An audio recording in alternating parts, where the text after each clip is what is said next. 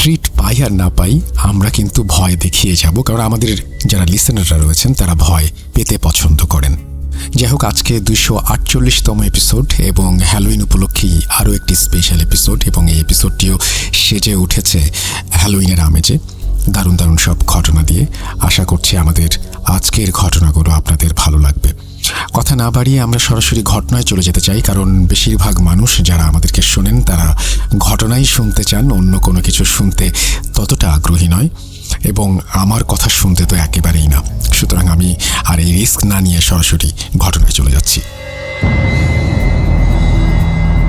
আশেপাশে শুনশান ঘন জঙ্গল, চারপাশের নিস্তব্ধতার মাঝে ঝিঁঝি পোকার ডাকের পরিষ্কার আওয়াজ কানে ভেসে আসছে। কাঁচা রাস্তার মাঝে আমি এক পা দু পা ফেলে কোনো রকমে হেঁটে সামনে এগিয়ে যাচ্ছি। আমার হাতে ছোট্ট একটা টর্চ, যার আলো খুব একটা দূরে পৌঁছায় না। কিছুটা সময় এই ভাঙা সড়কে হেঁটে আমি আমার গন্তব্যে পৌঁছে যাই। আমার সামনে একটি বিশাল বড় প্রকাণ্ড তেঁতুল গাছ, সেই গাছের পাশেই একটা প্রায় ভাঙা ঝুপড়ি, চারপাশে টিনের দেয়াল, ভেতর থেকে এক বৃদ্ধা মহিলার খুসখুস কাশির আওয়াজ স্পষ্ট ভেসে আসছে আমার কানে, আর তার সাথে নাকে এসে ধরা দিচ্ছে সুস্বাদু খাবারের তীব্র সুগন্ধ। এ যেন এক অন্যরকম সুগন্ধ। নাকে খাবারের ঘ্রাণ প্রবেশের সাথে সাথেই যেন ক্ষুধা আরো কয়েক শত গুণ বেড়ে গিয়েছে। না, আর অপেক্ষা করতে পারছি না। পেটের ক্ষুধা এখনই নিবারণ করতে না পারলে হয়তো পেটের ভেতর আগুন জ্বলতে শুরু করবে। তাই আর দেরি না করে ভাঙা ঝুপড়ির সদর দরজার সামনে যাই আর ধীরে ধীরে কড়া নাড়ি। দরজায় কড়া নাড়ার ঠক ঠক আওয়াজ হয়। আওয়াজ শুনে ঝুপড়ির ভেতর থেকে এক বৃদ্ধ মহিলা খুক খুক করে কাশতে কাশতে কাঁপা কাঁপা গলায় বলে, কে কে বাইরে, কি চাই? দরজা খোলাই আছে, ভেতরে এসো। তার কথা শুনে আমি ধীরে ধীরে দরজা ফাঁকা করে ভেতরে প্রবেশ করতেই কয়েকটি ভাঙা টেবিল আর বসার জন্য ভাঙা বেঞ্চ চোখে পড়ে। দেখে মনে হয় কাঠের তৈরি আসবাবপত্রগুলো বেশ পুরনো আর যত্নের অভাবে এমন অবস্থা হয়েছে। আমাকে দেখে বৃদ্ধ মহিলা একগাল হাসি দিয়ে বসতে বলেন। আমি একটা বেঞ্চে বসে এক গ্লাস পানি পান করতে চাই। তাকে বলি, চাচি, আমি জানি এখন অনেক রাত, তবুও জিজ্ঞেস করছি, আপনার এখানে কি সামান্য পরিমাণ খাবার হবে? আমার প্রশ্ন শুনে চাচি বলেন, বাবা, খুব ক্ষুধা লেগেছে তাই না? কিন্তু বাবা, আজ তো তেমন কিছু নেই, সব যে বিক্রি করে ফেলেছি। তুমি বড্ড দেরি করে এলে বাবা, নইলে শুকনো মাংস দিয়ে তোমায় ভাত দিতাম। এখন শুধু লাল শাক আর আলু ভাজি আছে, এই দিয়ে না হয় আজকের দিনটা চালিয়ে নাও, কি চলবে? আমি সম্মতি দিলে বৃদ্ধ মহিলা রান্নাঘরের ভেতরে চলে যান। 3-4 মিনিট পর তিনি এক থালা ভাত আর সাথে লাল শাক আর আলু ভাজি নিয়ে আসেন। আমি খাবার পেয়ে আল্লাহর কাছে শুকরিয়া আদায় করে খাওয়া শুরু করি। আমার ক্ষুধার পরিমাণ, আমার খাওয়ার গতি দেখে চাচি বুঝে গিয়েছিলেন হয়তো। আমি যতক্ষণ খাচ্ছিলাম সারাটা সময় বৃদ্ধ মহিলাটি আমার সামনেই বসা ছিলেন। তিনি আমার খাওয়া লক্ষ্য করছিলেন আর আমার ব্যাপারে জানার জন্য কিছু প্রশ্ন করছিলেন। আমি তাকে জানাই আমি একজন ট্রাক ড্রাইভার। এখানেই একটু দূরে রাস্তা বানানোর জন্য বেশ কিছুদিন যাবতই রোজ কয়েক ট্রাক করে বালি আর পাথর নিয়ে আসছি। এখন প্রায় 15 দিনের মতো কাজ বাকি আছে, তাই সামান্য দূরেই ট্রাকেই থাকা খাওয়া সেরে নিচ্ছি। অনেকদিন ধরে একই খাবার খেয়ে মুখের স্বাদ একেবারে মাটি হয়ে গিয়েছে। এই জন্যই আজ হোটেলে এসেছি বলে জানাই। তাকে আমি চাচি বলেই সম্বোধন করি। খাওয়া শেষ হলে আমি চাচিকে জিজ্ঞাসা করি খাবারের জন্য কত টাকা দেব। উত্তরে হাসি মুখে চাচি বলেন, এইটুক খাবারের জন্য তোমার কাছ থেকে আর কি বা দাম নেব? তুমি তো আরো কিছুদিন আছোই, আজ তো বেশি কিছু খাওয়াতে পারলাম না, অনেক দিন হয়ে গিয়েছে, নইলে তোমার জন্য মাংস রান্না করে দিতাম। তুমি কাল এসো, আমি তোমার জন্য মাংস রেঁধে রাখবো। আজকের খাবার মনে করো চাচি হিসেবেই তোমাকে খাইয়েছি, কাল না হয় দাম দিয়ে খাবে। চাচির কথা শুনে মনে মনে ভাবছিলাম, না, মানুষটা খুবই অমায়িক। কাল থেকে রাতে এখানেই খাবো বলে সিদ্ধান্ত নেই। এই ভেবে সেদিন রাতে চাচির কাছ থেকে বিদায় নিয়ে ট্রাকে চলে আসি। আমি ট্রাকে ফেরার সময় পেছন ফিরে দেখি চাচি হাসি মুখে আমার দিকে এক দৃষ্টিতে তাকিয়ে আছেন, যা দেখে আমার খুবই ভালো লাগে। আর লাগবেই বা না কেন, মানুষটা যে খুবই বিনয়ী। আসসালামু আলাইকুম রাসেল ভাই এবং প্রিয় লিসেনার্স, আমি মোহাম্মদ সিফাত আলম। হ্যালোইন উপলক্ষে আজ আমি আপনাদের মাঝে একটি নতুন ঘটনা নিয়ে হাজির হয়েছি। আজকের ঘটনা আমি কালেক্ট করেছি একজন ট্রাক ড্রাইভারের কাছ থেকে। তার নাম মোহাম্মদ বদরুল মিয়া। বিশেষ এক কাজে আমাকে কিছুদিন আগে চট্টগ্রাম মেডিকেল কলেজ যেতে হয়েছিল। সেখানে যাওয়ার পর ভাবলাম, মেডিকেলে যখন এসেই পড়েছি তখন চেষ্টা করে দেখি মর্গের বা অ্যাম্বুলেন্সের কোনো ঘটনা পাওয়া যায় কিনা। একে একে কয়েকজন অ্যাম্বুলেন্স ড্রাইভারের সাথে কথা বলতে বলতে এক ট্রাক ড্রাইভার পেছন থেকে আমাকে ডাকেন। হয়তো পেছন থেকে তিনি আমার কথা শুনছিলেন। তিনি আমার পরিচয় জানতে চাইলে আমি ভূত.com আইডি কার্ড দেখাই। সাথে সাথেই তিনি বলেন তিনি অনেক আগে থেকেই রাসেল ভাইয়ের ভূত FM শুনতেন রাতে ট্রাক চালাতে চালাতে। এখনও নাকি ভূত.com একজন নিয়মিত শ্রোতা। তার কাছে বেশ কিছু ঘটনা রয়েছে বলে জানান, যা তিনি আমাকে শেয়ার করার আগ্রহ প্রকাশ করেন। আমি বেশ আগ্রহ নিয়েই তার সাথে মেডিকেলের সামনে একটি হোটেলে গিয়ে বসি। তিনি প্রথমে হোটেলে যেতে না চাইলেও আমার জোরাজুরিতে তিনি হোটেলে বসতে রাজি হন। হোটেলে পানির গ্লাস, পাত্র, থালা, টেবিল, আশেপাশের মানুষের খাওয়া এসব দেখে তিনি কেমন যেন অন্য মনস্ক হয়ে সেসবের দিকে এক দৃষ্টিতে তাকিয়েছিলেন। আমার কথায় চেতনা ফিরে পেয়ে তিনি বলেন, এই থালা, গ্লাস, মানুষ এসব দেখে আজ তার বাবার কথা খুব মনে পড়ছে। আমি এক প্রকার জানার আগ্রহ থেকেই বলি, বাবার কথা মনে পড়ছে মানে? আমার প্রশ্ন শুনে তিনি আমার সাথে শেয়ার করেন তার বাবার জীবনে ঘটে যাওয়া একটি ঘটনা, যা আপনাদের সামনে তুলে ধরছি। রাসেল ভাইয়ের কাছে অনুরোধ, ঘটনার ভেতরের ভুল ত্রুটিগুলো দয়া করে ক্ষমা সুন্দর দৃষ্টিতে দেখবেন। চলে যাচ্ছি ঘটনায়।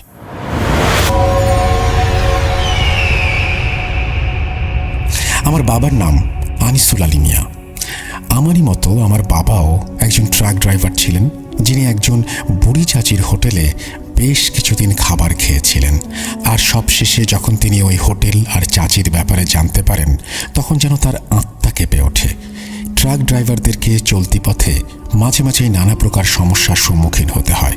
বিশেষ করে রাতে ট্রাক চালানোর সময় রাস্তায় কাউকে দেখতে পাওয়া, একই রাস্তায় বারবার ফিরে আসা, চাকার নিচে হাড় ভাঙার মর্মর শব্দ, এসব ট্রাক ড্রাইভারদের কাছে খুবই সাধারণ ব্যাপার। কিন্তু মাঝে মাঝে এমন কিছু ঘটনাও তাদের সাথে ঘটে যা মানুষকে বিশ্বাস করানোই মুশকিল হয়ে দাঁড়ায়। অনেক সময় এমনও হয় কিছু ট্রাক ড্রাইভার পথ হারিয়ে এমন কোনো নির্জন অচেনা পথে চলে যান যেখান থেকে পরবর্তীতে আর কখনোই ফিরে আসা হয় না।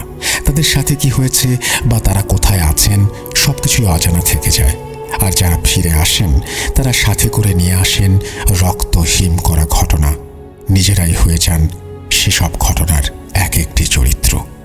ঘটনাটি 1985 সালের দিকে ঘটা। আমার বাবার বয়স তখন 30 থেকে 31 বছরের মতো হবে। আমার দাদা মারা যান আমার জন্মের অনেক আগেই। আমার দাদার একজনই ছেলে ছিল, আর তিনি হলেন আমার বাবা। তিনি মারা যাবার কিছুদিন আগে আমার বাবার নামে তার সারা জীবনের সঞ্চিত কিছু জমি তিনি লিখে দিয়েছিলেন। আমার বাবা তখন মানুষের ট্রাক ভাড়া করে চালাতেন। দাদার মৃত্যুর পর বাবা সিদ্ধান্ত নেন জমি বিক্রি করে নিজেই একটি ট্রাক কিনে চালাবেন। বাবা সেই অনুযায়ী খুব জলদি একটি সুন্দর লাল রঙের বেডফোর্ড ট্রাক কিনে নিয়ে আসেন। সেই ট্রাক নিয়েই বাবা দূর দূরান্তে ভ্রমণে চলে যেতেন। কাজ বেশি থাকলে বা দূরত্ব বেশি হলে মাঝে মাঝে তিনি বাড়ি ফিরতে পারতেন না। আমি তখন বেশ ছোট ছিলাম, হয়তো 6-7 বছরের মতো হবে। মাঝে মাঝে বাবা কয়েকদিন পর্যন্ত বাড়িও আসেননি, এমনও দেখেছি। 1985 সালের দিকে আমাদের দেশের কোনো এক অঞ্চলে পাহাড় কেটে রাস্তা বানানোর কাজ শুরু হয়েছিল। আমি স্থানের নাম উল্লেখ করছি না, কেননা সেটি বেশ পরিচিত একটি স্থান।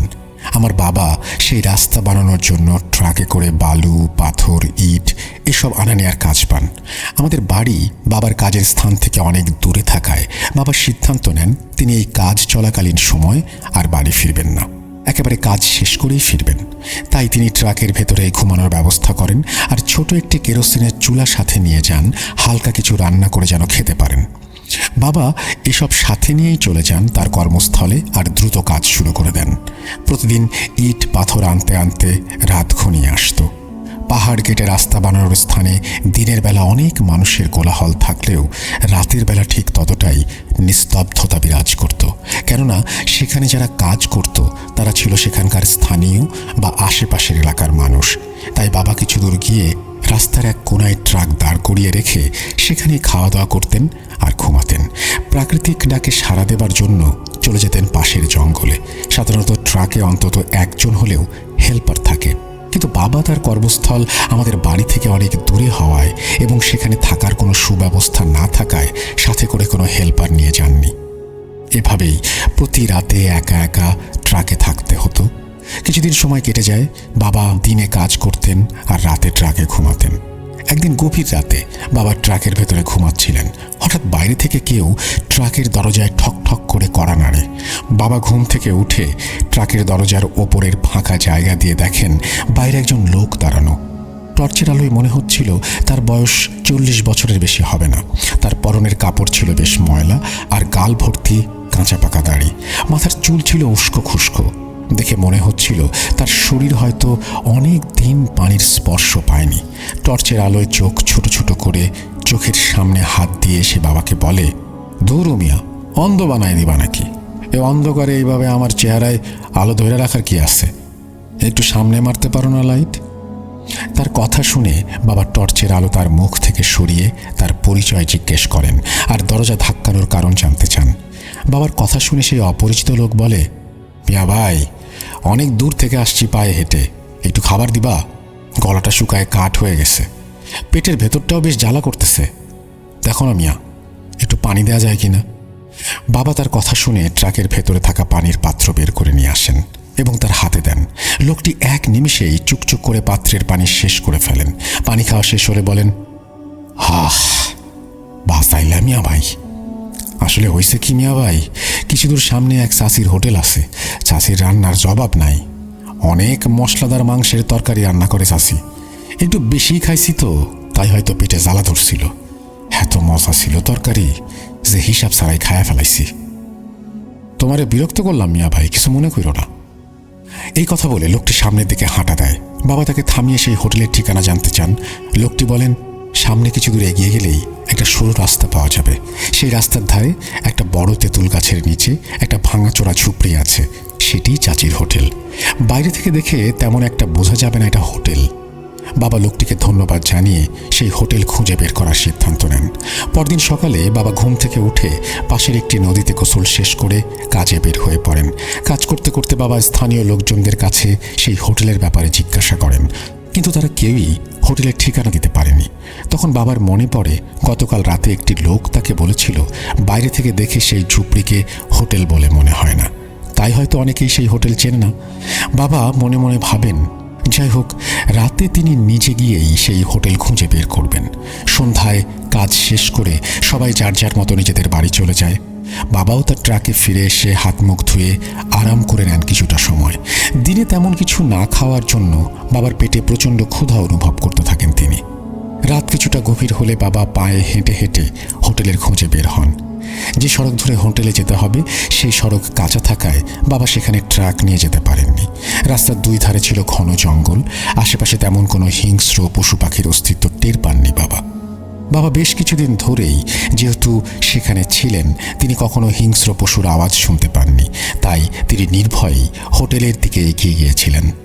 প্রায় 15 থেকে 20 মিনিট হাঁটার পর বাবার নাকে খাবারের তীব্র সুঘ্রাণ আসতে শুরু করে।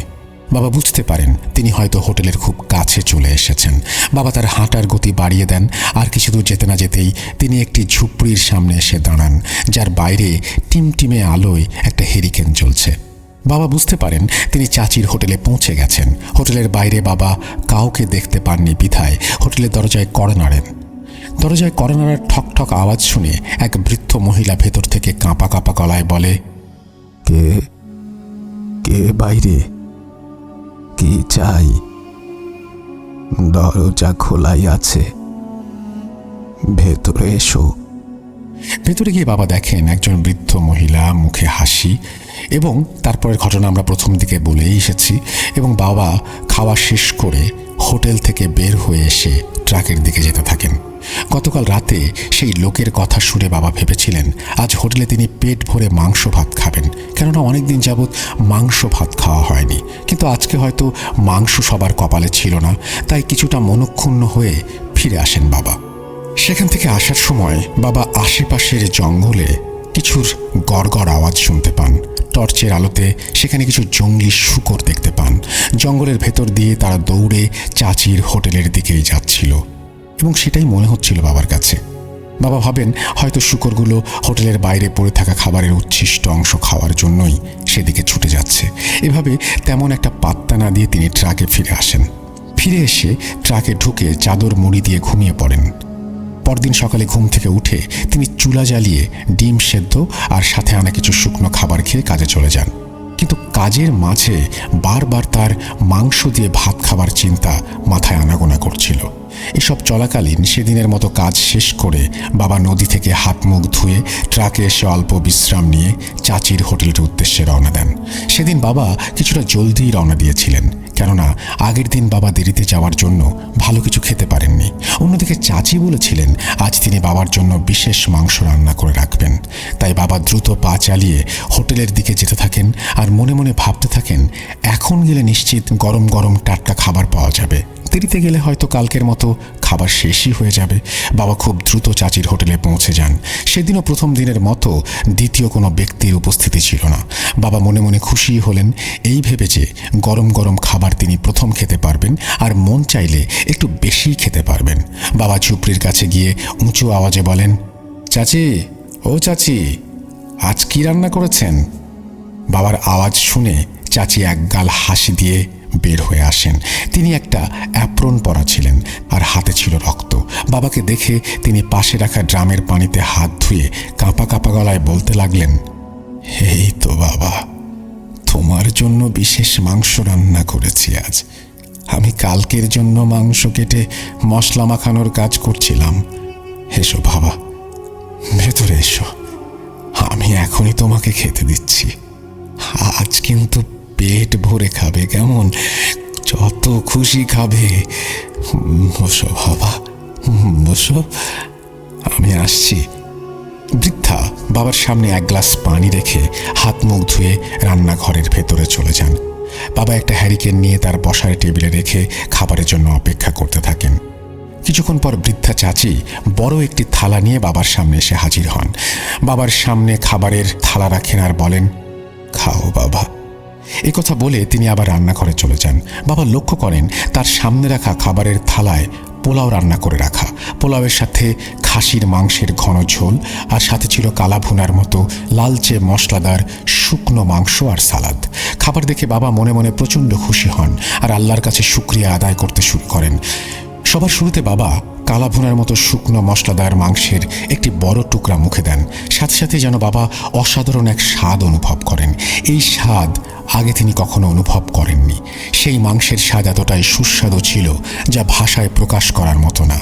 এরপর বাবা খাসির তরকারি দিয়ে পোলাও খান অনেকটা। এর স্বাদও ছিল এক কথায় অসাধারণ, যা আগে কখনো কোথাও খাননি। বুড়ি চাচির রান্না করা খাবার এতটাই পছন্দ হয়েছিল যে বাবা হিসাব ছাড়াই খেতে থাকেন। কিছুক্ষণ পর সেই বৃদ্ধ চাচি হাতে পানির পাত্র নিয়ে এসে বাবার উদ্দেশ্যে বলেন, মাংস ঠিকঠাক রান্না হয়েছিল বাবা? উত্তরে বাবা বলেন, শুধু কি ঠিক, অনেক বেশি ঠিক হয়েছে চাচি। এত স্বাদের খাবার আমি এর আগে কখনো খাইনি। আচ্ছা চাচি, ওই শুকনো মাংসের তরকারিটা কি গরুর মাংসের? বাবার কথা শুনে একগাল হাসি দিয়ে চাচি বলেন, আরে না বাবা, এটাও খাসিরই মাংস। আমি একটু অন্যভাবে রান্না করি জন্য এই স্বাদটা অন্যরকম হয়। এই ছোট হোটেলের জন্য গরুর মাংসই বা পাবো কোত্থেকে বলো বাবা?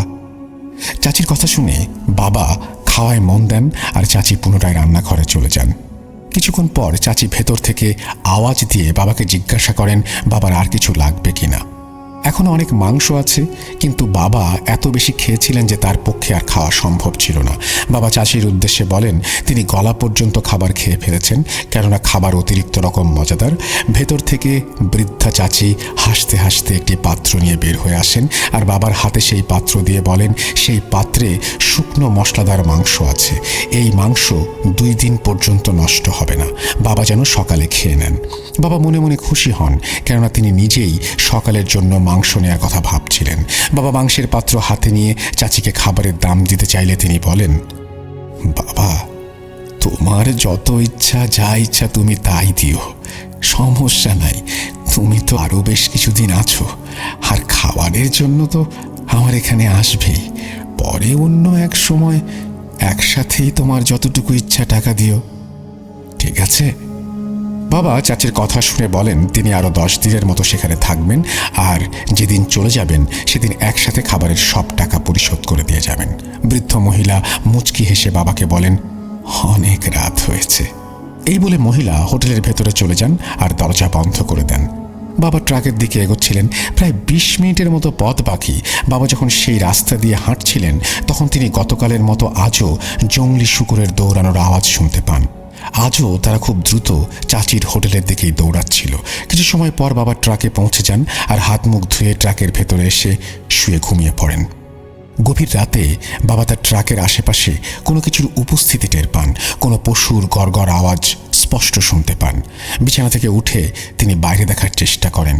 বাইরে ঘুটঘুটে অন্ধকার ছাড়া কিছুই চোখে দেখা যাচ্ছিল না। তাই তিনি টর্চ জ্বালিয়ে ট্রাকের বাইরে দেখার চেষ্টা করেন। তবুও তেমন কিছু বাবার নজরে আসছিল না। মনে হচ্ছিল কিছু একটা দ্রুত এদিক থেকে ওদিক দৌড়ে চলে যাচ্ছে। তাই বাবা চাবি লাগিয়ে ট্রাকের হেডলাইট জ্বালিয়ে দেন।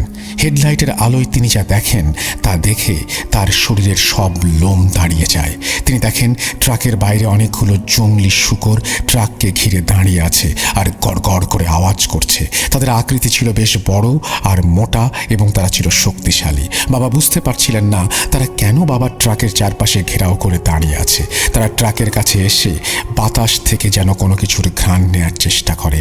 তাই বাবার চোখ ট্রাকের এক কোনায় রাখা মাংসের পাত্রের দিকে যায়। বাবা বুঝতে পারেন এরা সেই পাত্রের মাংসের ঘ্রাণ পেয়ে এখানে এসেছে। বাবা ভয় পাচ্ছিলেন এই ভেবে যে মাংসের লোভে তারা ট্রাকের কোনো ক্ষতি করলে তখন বাবার অনেক বড় বিপদ হবে। তাই তিনি ট্রাকের জানালা সামান্য খুলে মাংসের সেই পাত্রের ঢাকনা সামান্য ঢিলা করে বাইরে ছুঁড়ে ফেলেন। সাথে সাথেই সবগুলো শূকর সেই পাত্রের দিকে ছুটে আসে। সামান্য মাংসের জন্য সেই পাত্রের ওপর পাগলের মতো ঝাঁপিয়ে পড়ে। অনেকটা সময় তাদের লক্ষ্য করতে থাকেন বাবা। খাওয়া শেষ হলে এক এক করে সবগুলো শূকর সেখান থেকে এক এক দিকে চলে যায়। বাবা স্বস্তির নিঃশ্বাস নেন আর গায়ে চাদর মুড়ি দিয়ে শুয়ে পড়েন। কিন্তু ঘুম আসছিল না বাবার। বাবা ভাবছিলেন যদি তার ঘুম না ভাঙত, যদি তিনি টের না পেতেন, যদি তিনি মাংসের পাত্র বাইরে ছুঁড়ে না ফেলতেন, তাহলে কি হতো? হয়তো জংলি শূকর তার ওপর হামলা করে বসত আর তাকেই আহার হিসেবে গ্রহণ করত। এসব ভাবতে ভাবতে কখন তিনি ঘুমিয়ে যান তা তিনি নিজেও টের পাননি। পরের দিনও একইভাবে কাজ করতে করতেই কেটে যায়। সারাদিনের কাজ শেষে হাত মুখ ধুয়ে কিছুটা সময় বিশ্রাম নিয়ে বাবা চলে যান বৃদ্ধা চাচির হোটেলে। সেদিনও সেখানে বাবা ছাড়া দ্বিতীয় কোনো ব্যক্তি ছিল না। বাবা এসব নিয়ে তেমন একটা মাথা ঘামান না। কে আসবে না আসবে, কখন আসবে না আসবে, এটা কারো হাতে নেই। এসব ভাবতে ভাবতে বাবা বাইরে থেকে চাচিকে আওয়াজ দেন। চাচি গতকালের মতোই থালা ভর্তি করে আগের মতোই সেসব খাবার নিয়ে হাজির হন। বাবা আজও পেট পুরে খান। খাওয়া শেষ হলে বাবা চাচিকে বলেন, চাচি আমি যেদিনই আসি অন্য কাউকে এখানে আসতে দেখি না, এর কারণ কি? এত সুস্বাদু খাবার তবু কেউ নাই কেন? বাবার প্রশ্ন শুনে চাচি বলেন, আরে আসবে না কেন বাবা, কত মানুষ রোজ আসে খাবার খাওয়ার জন্য, কিন্তু বাবা এখানে যারা আসে আমি তাদেরকে মেরে চামড়া ছাড়িয়ে সুন্দর করে কেটে ছোট ছোট করে টুকরো করে মশলা মাখিয়ে রান্না করে এখানেই খেয়ে ফেলি। এ কথা বলে চাচি সজোরে হাসেন আর বাবার মুখ মলিন হয়ে যায়। বাবার মলিন মুখ দেখে চাচি বলেন, আরে বাবা মজা করছি তোমার সাথে, সবাই দিনের বেলাতেই আসে, রাতে এত দূরে এখানে খাবার খেতে কে আসবে বলো? সবাই তো আর তোমার মতো ট্রাকে থাকে না। চাচির কথা শুনে বাবা কিছুটা স্বাভাবিক হন আর হাত ধুয়ে পানি পান করেন। বিদায় নেবার সময় চাচিকে গতকাল রাতে ঘটা জংলি শূকরের ঘটনা জানান। তিনি চাচিকে বলেন কিভাবে গতকাল রাতে অনেকগুলো মোটা শক্তিশালী শূকর মাংসের গন্ধে ট্রাকের চারপাশ ঘেরাও করেছিল। বাবার কথা শুনে চাচি বলেন এই জংলি শূকরগুলো তাকে অনেক বিরক্ত করে। একবার নাকি কিছু খাবার বেঁচে গিয়েছিল যা তিনি তাদের খেতে দিয়েছিলেন। তারপর থেকে তারা প্রায় প্রতি রাতেই মাংসের লোভে চলে আসে, আবার খাবার না পেলে ভাঙচুর করতে শুরু করে। এই কথা শেষ না হতেই চাচি বাবাকে বলেন, বাবা আজও কি দিব শুকনো মাংস, সকালে খেয়ে নিও। বাবা চাচিকে বারণ করেন। তিনি বলেন গতকালের মতো আজও তাহলে মোটা শক্তিশালী শূকর তার ট্রাকের সামনে এসে পড়তে পারে, তার থেকে ভালো তিনি একেবারে কাল রাতে এসেই খাবেন। এরপর বাবা সেখান থেকে ট্রাকে ফিরে আসেন। সেদিন রাতেও বাবা আশেপাশের জঙ্গল থেকে সেসব জংলি শূকরের হোটেলের দিকে দৌড়ানোর আওয়াজ পান, কিন্তু বাবা এসব নিয়ে আজও তেমন ভাবেন না, কেননা বাবার এই ব্যাপারটা আর নতুন কিছু নয়। বাবা যতদিনই খেতে এসেছেন ততদিনই তিনি এই আওয়াজ পেয়েছেন। এভাবেই দিন কেটে যেতে থাকে। বাবা রোজ রাতে চাচির হোটেলে গিয়ে সুস্বাদু মাংসের নানা প্রকার পদ খেতে থাকেন। এভাবেই একদিন রাস্তার কাজ শেষ হয়। কাজ শেষ হবার দিনে বাবা ভাবেন তিনি চাচির হোটেলে গিয়ে খেয়ে তারপর বাড়ির উদ্দেশ্যে রওনা হবেন। ভাবনা অনুযায়ী সেদিন রাতে বাবা চাচির হোটেলে স্বাভাবিকের থেকে একটু দ্রুতই চলে যান। হোটেলে গিয়ে সেদিনও বাবা আগের দিনগুলোর মতোই পেট ভরে মাংস পোলাও খান। খাওয়া শেষ হলে বাবা চাচিকে বলেন কাল থেকে তিনি আর আসবেন না, কেননা রাস্তা বানানোর জন্য তার যে কাজ ছিল তা শেষ হয়ে গিয়েছে। তিনি আজ রাতেই বাড়ির উদ্দেশ্যে রওনা হবেন। এই কথা শুনে চাচির মুখটা কিছুটা মলিন হয়ে যায়। বাবা চাচিকে জিজ্ঞেস করেন তাকে এই কয়েকদিনের খাবারের জন্য কত টাকা দিতে হবে। তিনি বলেন, ঠিক আছে বাবা, বাড়ি চলে যাবে যখন তখন আর কি বলবো, তোমার সামর্থ্য অনুযায়ী যা সম্ভব তাই না হয় দাও। আজ নির্দিষ্ট কোনো চাওয়া নেই বাবা, তুমি যা দেবে আমি তাই খুশি মনে গ্রহণ করব। বাবা চাচির হাতে বেশ কিছু টাকা গুঁজে দেন। বাবা চাচিকে কিছু টাকা বাড়িয়েই দিয়েছিলেন, কেননা এই কয়দিন চাচি তার খাবারের বেশ ভালো খেয়াল রেখেছিলেন। টাকা দিয়ে আসার সময় চাচি বাবাকে বলেন, বাবা দেব নাকি শুকনো মাংস, সকালে খেয়ে নিও। বাবা চাচির কথায় রাজি হয়ে যান, কেননা তিনি চলেই যাচ্ছেন যখন, তখন শূকরের ভয় খুব একটা নেই। চাচির কাছ থেকে শুকনো মাংসের পাত্র নিয়ে বাবা ট্রাকের উদ্দেশ্যে হাঁটা দেন। কিছু দূর যেতে না যেতেই তিনি প্রতিদিনের মতো আজও সেসব জংলি শূকরের আওয়াজ শুনতে পান। কিন্তু আজ বাবার মনে হচ্ছিল শূকরগুলো চাচির হোটেলে না গিয়ে ধীরে ধীরে যেন বাবার পেছন পেছন আসছে। বাবা কিছুটা ঘাবড়ে যান, আর হঠাৎ তার কানে কোনো এক ব্যক্তির আর্তচিৎকার ভেসে আসে। বাবা পেছন ফিরে টর্চ জ্বালিয়ে দেখেন সরু রাস্তার ধারে এক ব্যক্তিকে জংলি শূকরগুলো ঘিরে ধরেছে আর টেনে হিঁচড়ে তার শরীর খণ্ড বিখণ্ড করে দিচ্ছে। অসহায় সেই ব্যক্তি মুহূর্তের মধ্যেই দুনিয়া ছেড়ে পরলোক গমন করেন। বাবা তাকে বাঁচানোর কথা ভেবেছিলেন, কিন্তু এতগুলো বিশাল দেহী জংলি শূকরের সামনে বাবা আর কি বা করতে পারতেন। বাবা টর্চের আলোতে পরিষ্কার দেখতে পান সেই ব্যক্তি যিনি বাবাকে চাচির হোটেলের কথা জানিয়েছিলেন। তার কাছেও ছিল বাবার হাতে থাকা মাংসের পাত্রের মতোই শুকনো মাংসের একটি পাত্র। এসব দেখে বাবা ভয়ে মাংসের পাত্র দূরে ছুঁড়ে ফেলে দেন, কেননা তিনি বুঝতে পেরেছিলেন শূকরগুলো এই মাংসের জন্যই তার পিছু নিয়েছিল। পাত্র ছুঁড়ে ফেলার সাথে সাথে সেই পাত্রের আওয়াজে শূকরগুলো পাগলের মতো সেদিকে ছুটে যায়। সবগুলো শূকর শুকনো মাংসের ওপর রাক্ষসের মতন ঝাঁপিয়ে পড়ে। হঠাৎ পেছনে চোখ যেতেই বাবা দেখেন সেই বৃদ্ধ চাচি মৃত ব্যক্তিটির খণ্ড বিখণ্ড লাশ থেকে মাংস উঠিয়ে একটি পাত্রে রাখছেন আর বাবার দিকে তাকিয়ে হাসছেন। এসব দেখে বাবা সেখানেই বমি করে দেন আর প্রচণ্ড ভয়ে সর্বশক্তি প্রয়োগ করে প্রাণপণে দৌড় দেন, কিন্তু পেছন থেকে দুইটি শূকর তার উপরে ঝাঁপিয়ে পড়ে। বাবা তাদের হাত থেকে নিজেকে বাঁচানোর জন্য অনেক চেষ্টা করেন, কিন্তু শূকর দুটো বাবার বাম হাতে কামড় বসিয়ে দেয় আর হ্যাঁচকা টান দিয়ে বাবার বাম হাত শরীর থেকে আলাদা করে ফেলে। বাবা তবুও বাঁচার জন্য অসহনীয় ব্যথা সহ্য করে দৌড়াতে থাকেন। তিনি খেয়াল করেন এসব ঘটনা তার ট্রাক যেখানে তার আশেপাশেই ঘটে চলেছে। কোনো রকমে নিজেকে বাঁচানোর জন্য ট্রাকে উঠে বাবা দেখেন বৃদ্ধ মহিলা বাবার বাম হাত তুলে মহিলার কোমরে থাকা পাত্রে রেখে দিলেন আর বাবার দিকে তাকিয়ে একগাল হাসি দিয়ে বললেন, বাবা দেব নাকি শুকনো মাংস, সকালে খেয়ে নিও। এসব দেখে বাবা নিজেকে আর ধরে রাখতে পারলেন না। তিনি ট্রাকে এসে চাদর দিয়ে হাত মুড়িয়ে রক্তক্ষরণ বন্ধ করার চেষ্টা করেন, কিন্তু অনেক রক্ত বের হয়ে যাওয়ার কারণে তিনি জ্ঞান হারান। জ্ঞান ফিরে এলে তিনি নিজেকে একটি হাসপাতালের বিছানায় দেখতে পান। বাবাকে তার ট্রাকে করেই বাড়ি আনা হয়। বাড়ি আসার পর থেকে বাবা কখনোই স্বাভাবিক ছিল না। এসব ঘটনা সম্পূর্ণ বলতে বাবার অনেক দিন সময় লাগে। বৃদ্ধ সেই মহিলা বাবাকে কেন প্রথমবার শুকনো মাংসের পাত্র দিয়েছিল বাবা তা শেষ পর্যন্ত বুঝতে পারেন।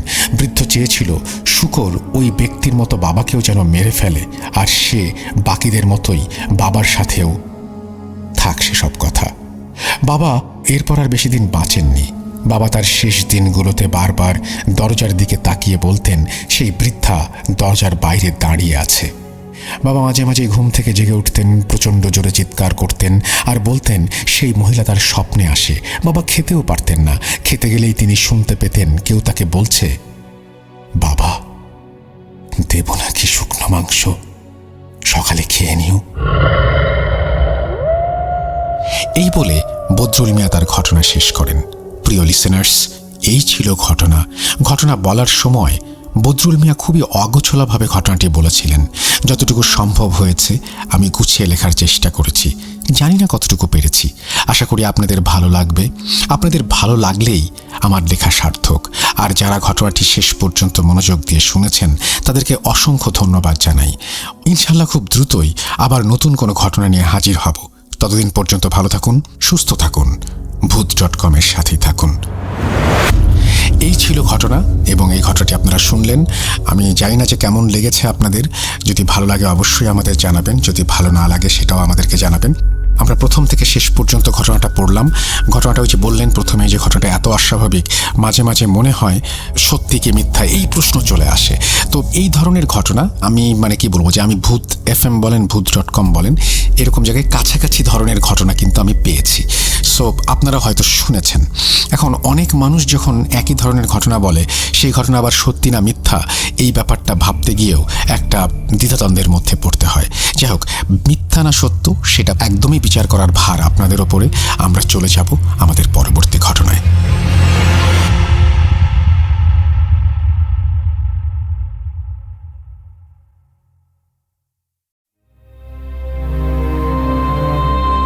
Breathe. Hold your fear until this hell ends. Welcome back.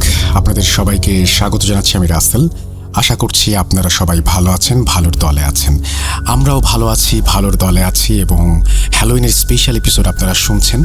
সেই হ্যালোইনের স্পেশাল এপিসোড থেকে আপনাদের পড়ে শোনাচ্ছি। আমাদের ইমেল অ্যাড্রেস আপনারা নিশ্চয়ই জানেন। আমাদের ইমেল অ্যাড্রেস হচ্ছে russell.booth.com@gmail.com। আপনারা চাইলে সেখানে আমাদের সাথে যোগাযোগ করতে পারেন এবং আমাদেরকে ঘটনা পাঠাতে পারেন। আর সেই সাথে আমাদের ফেসবুক পেজ এবং ইউটিউব চ্যানেলগুলোতেও আপনারা সংযুক্ত থাকবেন বলেই আশা করি। আমরা চলে যাচ্ছি আমাদের ঘটনায়। যেভাবে লেখা আছে আমি সেভাবেই পড়ে শোনাচ্ছি। আসসালামু আলাইকুম রাসেল ভাই, জানি আপনি সবসময় ভালোর দলে থাকেন। আমি মোহাম্মদ মামুন, আমার বাড়ি নোয়াখালী জেলা, সেনবাগ থানা, গোপালপুর গ্রামে। আমি ভূত.com-এর একজন নিয়মিত শ্রোতা। সবসময় লাইভ শুনতে পারতাম না বলে ইউটিউব থেকে ডাউনলোড করে শুনি। আমি বাংলাদেশ সেনাবাহিনীতে চাকরি করি। আমি আগেও ভূত FM-এ একটি স্টোরি দিয়েছিলাম, কিন্তু কোনো কারণে আমার স্টোরিটা সিলেক্টেড হয়নি। আমি সবসময় চেষ্টা করি ভূত.com শুনতে এবং ভূত.com-এ স্টোরি শেয়ার করার জন্য, কিন্তু আমার সময়ের জন্য শেয়ার করা সম্ভব হয় না। যাই হোক, আজকে আমি এক বনের ভয়ঙ্কর জিনের সমস্যা এবং তার চিকিৎসার ঘটনা আপনাদের সাথে শেয়ার করব। ভালো লাগলে পড়ে শোনাবেন। উনি আমার সাথে যেভাবে শেয়ার করেছেন ঠিক সেভাবেই বলছি।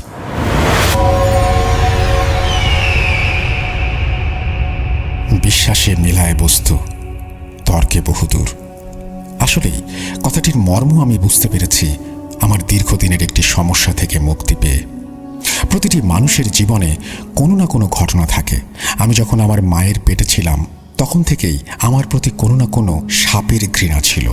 আমি বহুবার স্বপ্নে এমন দেখেছি যে আমি গর্ভে থাকা অবস্থায় মা নাকি ভুল করে একটি সাপ মেরে ফেলেন, কিন্তু মায়ের এমন কিছু মনে নেই। তারপর আমার অবস্থার অবনতি হতে থাকলে মা বুঝতে পারেন তিনি আসলেই হয়তো এমন কোনো কাজ করেছেন। তার অভ্যাস ছিল সাপ মারা। তিনি জানতেন সাপ মারা সুন্নত। এখন তিনি বুঝতে পারেন তিনি সাপ ভেবে যা মেরেছিলেন তা আদতে সাপ ছিল না। এই সাপ মারার পর মা বিভিন্ন সময় অসুস্থ থাকতেন। আমি জন্মের পর থেকে নানা রোগ শোকে ভুগতে থাকি। 2-1 দিন পর পরই আমাকে ডাক্তারের কাছে নিতে হতো। খাওয়া দাওয়ায় আমার তেমন রুচি ছিল না। ছোট থেকে নানা কিছু স্বপ্নে দেখতাম, রাতে দেখে দিনের বেলা ভুলে যেতাম। স্বপ্ন নিয়ে তেমন ভাবনাও ছিল না। ধীরে ধীরে সেই স্বপ্নই আমাকে সুস্থ হতে সাহায্য করেছে। যখন থেকে স্বপ্ন মনে থাকতো তখন পরিবারের সাথে এগুলো বলতাম। ছোটবেলা থেকেই আমার বেশ মন খারাপ থাকতো, আমার মেজাজও গরম থাকতো, আমি কাউকে সহ্য করতে পারতাম না, এমনকি মাকেও সহ্য হতো না। এভাবে চলতে থাকে কয়েক বছর। যখন 10ম শ্রেণীতে পড়ি তখন বাসায় নানা রকম স্বপ্নের কথা বলতাম। তখন স্বপ্ন দেখলে মনে থাকতো। আমি স্বপ্নে সাপ দেখতাম রোজ, তার ক্ষতি করতো না। আরও দেখতাম সাপরা আমাকে ঘিরে এমন কোথাও নিয়ে যাচ্ছে যেখানে আমি কখনোই যাইনি। আমার খুব ভালো লাগতো, তাই পরে এসব কথা কাউকে বলিনি। এভাবে সাপের প্রতি আমার মায়ের চেয়েও বেশি আকর্ষণ তৈরি হয়। সবসময় সাপ, কবুতর, কুকুর, পেঁচা ইত্যাদি দেখতাম স্বপ্নে। এমনকি পরীক্ষার হলে লেখার সময়ও দেখতাম কলমের মাথায় সাপ বসে আছে। তখন আমি সব কিছু ভুলে যেতাম। পড়ে আসা পড়া কিছুই মনে করতে পারতাম না। আর আমার ধৈর্যও কমে যেতে লাগলো। রাগ এবং জেদ বাড়তে শুরু করলো। পরিবারের মানুষজন থেকে দূরে সরে যেতে লাগলাম। একা একা থাকতে ভালো লাগতো। কোনো পারিবারিক অনুষ্ঠান, বিয়ে, হইচই ভালো লাগতো না।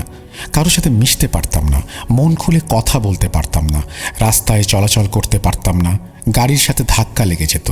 বেশিরভাগ সময় কলেজ থেকে আসার সময় যে পুকুরগুলো পড়তো সবগুলোতে রাস্তা থেকে সাপ দেখতে পেতাম, যা আর কেউ দেখতো না।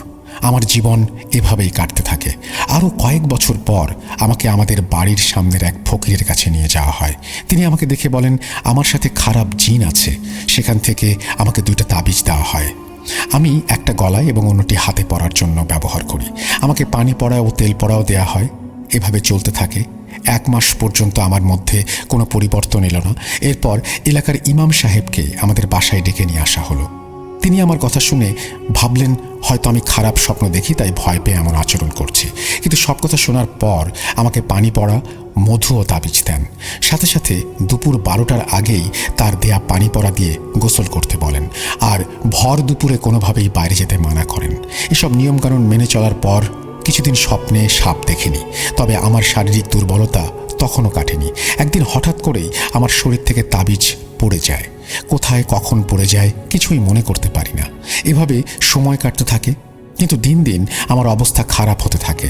এরপর আমাকে মাদ্রাসার এক হুজুর দেখানো হলো। তিনি আমার সব সমস্যার কথা শুনে আমাকে পানি পড়া ও সরিষার তেল পড়া দিলেন এবং 10টি কাচের প্লেটে কিছু লিখে দেন যেগুলো ধুয়ে পানি পান করতে হবে। এসব মেনে চলার পরেও আমার অবস্থা খারাপের দিকে যেতে থাকে এবং আমি অজ্ঞান হয়ে থাকি। এইসব নিয়মকানুন আমার বড় ভাই এবং আমার চাচা করিয়েছেন। পরে তাদের কাছে সব শুনেছি। আমি অজ্ঞান থাকাতে ওনারা ভয় পেয়ে যান। আমার বড় ফুপার মাধ্যমে মিরপুরের এক কবিরাজের সন্ধান পাওয়া যায়। তিনি জানান তিনি দূর থেকেই নামের ওপর চিকিৎসা করতে পারেন। আমার সুস্থতার জন্য পরিবারের সবাই এতটাই ব্যাকুল ছিল যে যাই বলতো তাই মানার চেষ্টা করত। সেই পথ্য দেন 1 মাস ঘর থেকে বের হওয়া যাবে না, ঘরে গোসল থেকে শুরু করে যাবতীয় কাজ করতে হবে, আর তার দেয়া মাটির হাঁড়ি ভেঙে পানি পান করতে হবে এবং গোসল করতে হবে। সব কিছু ঠিকমতো করা হলেও আমার কোনো উন্নতি হলো না। কবিরাজের সাথে যোগাযোগ করা হলে তিনি বললেন তিনি জিনদের আটকানোর বোঝানোর চেষ্টা করেছিলেন, কিন্তু তারা কোনো কথাই শোনেনি, বরং জিনটা তাকে মারধর করে অসুস্থ করে ফেলেছে। এরপর কবিরাজ মহাশয় সাফ জানিয়ে দিলেন আমার চিকিৎসা তিনি করতে পারবেন না। তিনি অন্য এক কবিরাজের সন্ধান দিলেন। ওই কবিরাজ অগ্রিম টাকা ছাড়া কাজ করবেন না, আর কাজ না হলে নাকি টাকা ফেরত। তার দাবি ছিল নদীর 7 ঘাটের পাল লাগবে, যে নদীতে সবার আগে জোয়ার আসে সেই নদীর পানি লাগবে, আর কিছু রক্ত জবা ও আম পাতা একটি মাটির হাঁড়িতে ডুবিয়ে রাখতে হবে। তিনি দূর থেকে জিন দ্বারা সেই হাঁড়িতে ঝাড়ফুঁক করাবেন। কিন্তু এসব করার পরও আমার কোনো উন্নতি হলো না। এরপর কিছুদিন চিকিৎসা বন্ধ ছিল। হঠাৎ একদিন আমার খালু পুরান ঢাকার এক কবিরাজের সন্ধান পান।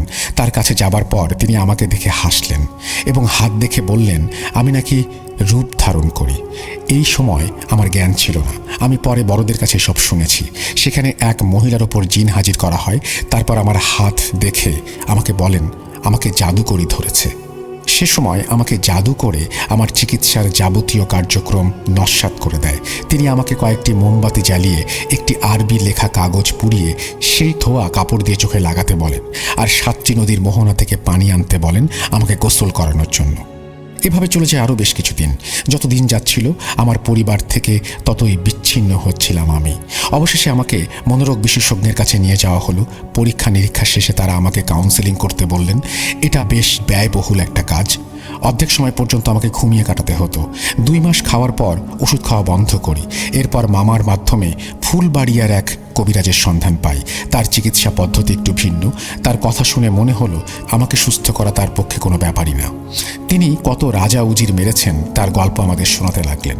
তারপর কবিরাজ আমাকে ভরসা দিলেন যে আমাকে তিনি সুস্থ করে তুলবেন। তিনি বোঝালেন তার ঘরেও মা বোন আছে, তাই আমার ওপর জিন হাজির করবেন না, কারণ জিন হাজির হলে কোনো অনাকাঙ্ক্ষিত ঘটনা ঘটতে পারে। তাই তিনি তার পরিবারের কয়েকজন ছেলে মেয়েকে ডাকলেন এবং তাদের উপরে জিন হাজির করলেন। তিনি তাদের এমনভাবে প্রশ্ন করতে লাগলেন যার উত্তর হ্যাঁ না দিয়ে দেওয়া যায়। এহেন কাজকর্মে আমরা কিছুটা আশ্বস্ত হলাম।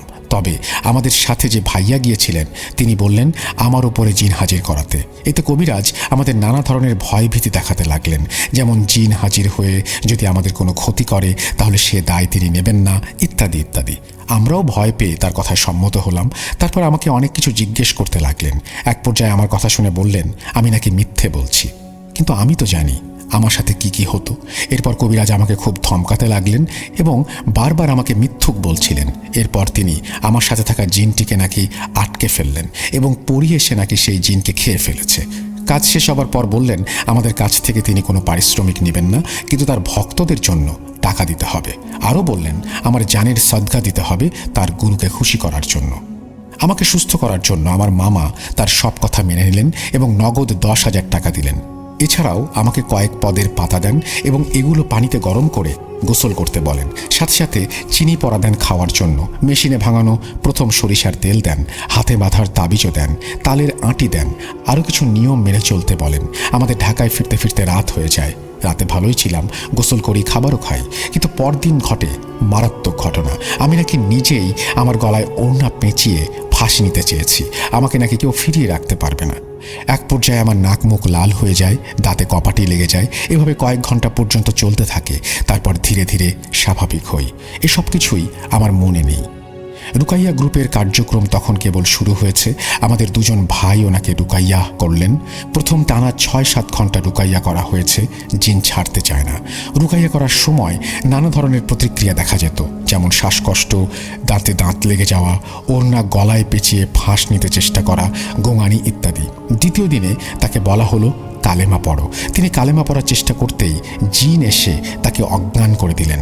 সাথে সাথে এভাবেই রুকাইয়া করা শুরু করলেন। ঘণ্টাখানেক রুকাইয়া করার পর তিনি কিছুটা ধাতস্থ হলেন।